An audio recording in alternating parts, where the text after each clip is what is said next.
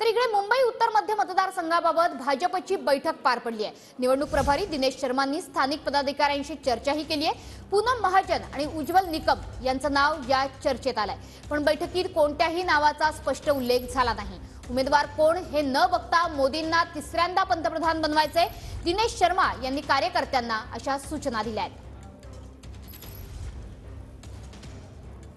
तर दिनेश शर्मा यांच्या नेतृत्वात आज भाजपची बैठक पार पडली। ही बैठक विशेषतः उत्तर मध्य मुंबई मतदारसंघाबाबत होती। एकीकडे उत्तर मध्य मुंबईच्या मतदारसंघाबाबत नेमका कोणता उमेदवार द्यायचा याचा खल अजूनही भाजपच्या गोटात सुरू आहे। नाव चर्चेत येत आहेत, यामध्ये उज्ज्वल निकम यांचं नाव आघाडीवर आहेच, मात्र दुसरीकडे विद्यमान खासदार पूनम महाजन यांचंही नाव चर्चेत आहेत।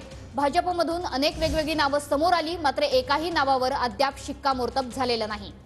आपले प्रतिनिधी विनायक दावरून सध्या आपल्या सोबत आहे। विनायक, नेमकं काय घडलेलं आहे बैठकीत?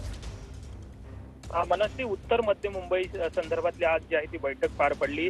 महाराष्ट्र निवडणूक प्रभारी भाजपचे दिनेश शर्मा यांनी ही बैठक जी आहे ती घेतलेली आहे आणि त्यांनी पदाधिकाऱ्यांना सांगितलेलं आहे की कुठेतरी मोदींना तिसऱ्यांदा आपल्याला निवडून द्यायचं आहे, त्यामुळे उमेदवार कोण असेल याकडे लक्ष न केंद्रित करता आपल्याला निवडणूक जिंकायची आहे या गोष्टीकडे लक्ष द्या आणि कामाला लागा असे आदेश जे आहे ते दिलेले आहेत। आपण जर पाहिलं तर या मतदारसंघासाठी पूनम महाजन आणि उज्ज्वल निकम यांची नावं जी आहे ती चर्चेत असलेली पाहायला मिळत होती।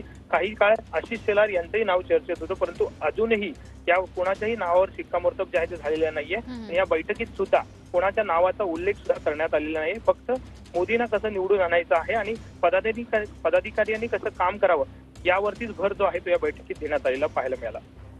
नक्कीच विनायक, धन्यवाद या सविस्तर माहितीबद्दल।